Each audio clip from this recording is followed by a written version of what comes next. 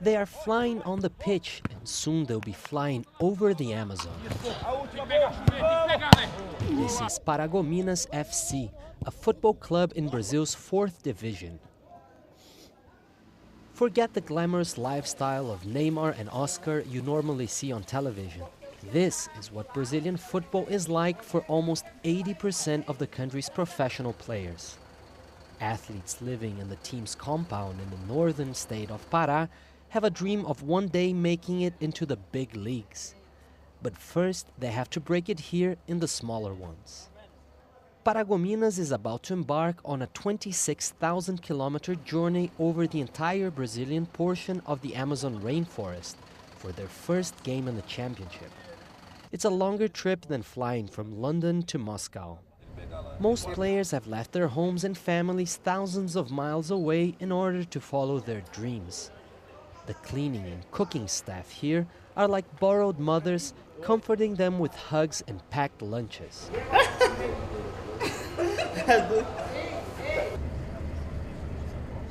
On the long bus ride to Belém, the players tell us just how grueling a trip like this can be to a professional footballer.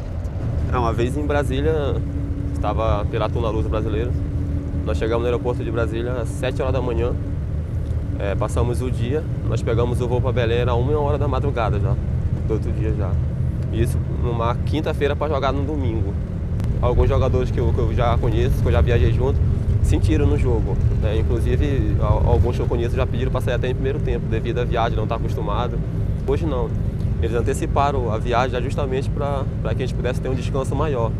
E isso ajuda dentro de campo, né? Porque a gente, chegando um dia, 2 dias antes, é uma recuperação maior e eles estão dando uma estrutura maior para a gente de viagem. Isso daí vai nos ajudar dentro de campo. 5 hours later, they arrive in Belém for an overnight stay. And on the following day, very early, it's time to fly to Rio Branco, the first time ever aboard an airplane for 4 of the younger players. Only 3 men handle the delegation's entire logistics and equipment. It takes an entire hour just to check in. Today, hotel and travel expenses are paid for by the Brazilian Football Confederation, but a few years ago it was the clubs themselves who had to bear the costs. Most teams did not have the means and many dropped out of the tournament lacking the resources. A trip like this for 25 people costs £20,000, only a fraction of the monthly wage paid to a top Brazilian footballer, but a small fortune here in the 4th division. Já passei por outros clubes aqui do norte jogando a Série D e as viagens foram muito mais complicadas que essa que eu estou passando agora. Viagens de navio, né? Às vezes o clube não tinha condições totais de bancar uma viagem aérea, então ia de ônibus, ia de navio. Mas agora aqui no BFC, no Paragominas, está bem tranquilo com relação às outras. Welcome to Acre. Exactly 24 hours after leaving the city of Paragominas, the team finally arrives in Rio Branco, where they will play in the following day.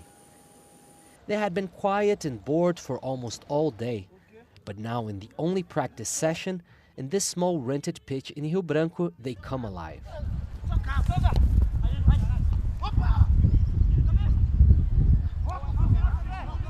Beldo, são 16 horas 35 minutos na capital acreana, Rio Branco, Acre, Brasil. E neste momento... Match day has arrived. Everyone is tense. They'll only have 8 games in the championship to try and qualify to the next round.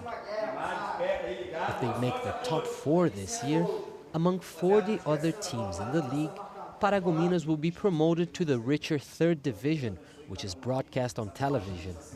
That means higher wages and greater exposure in the footballing world, a chance of moving up.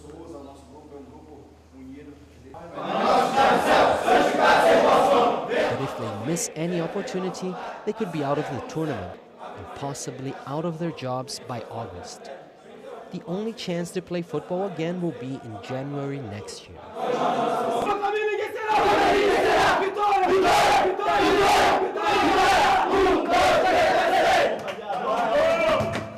The match is hugely important for their lives and their families, but it fails to make an impression among local fans of Plácido de Castro team, against whom they will be playing.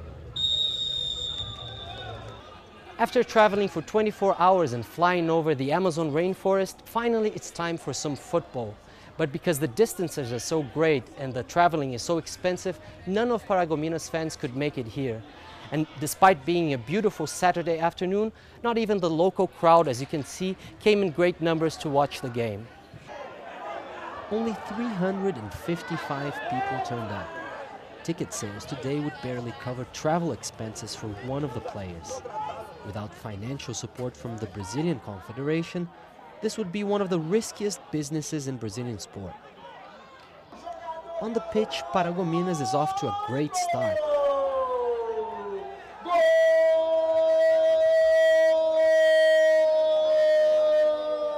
Their striker Weller, who only last year left the club in Romania because the team there had stopped paying his salary, scores a surprise opener. But eventually Paragominas runs out of steam and concedes. The final minutes are grueling. Players are exhausted because of the trip and some are injured. They brave on and secure 1 point in the league.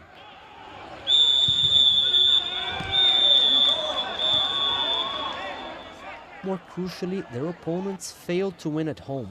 In a few weeks' time, it will be Plácido de Castro's turn to cross the Amazon to play away, and then Paragominas will have the upper hand.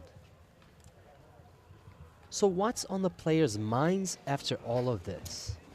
Na minha infância, quando eu pensava em me tornar um atleta profissional, nunca passou pela cabeça fazer uma viagem dessa. Não, é impossível desistir, né? Para quem joga futebol desde os 7 anos, né? Eu acho que o futebol é minha vida, né? No caso, né? Que a gente, brasileiro, joga futebol desde nasce já jogando futebol, né? Acredito que a gente pode ir bem mais longe ainda, né? Chegar a um grande clube, né? E dar continuidade. Now it's time to get back. In the long journey home, there will be plenty of time for reminiscing about their performance tonight and dreaming of a better future. It will take them another 24 hours to reach Paragominas City, where players and staff will have a day off. And then next week, it will start all over again.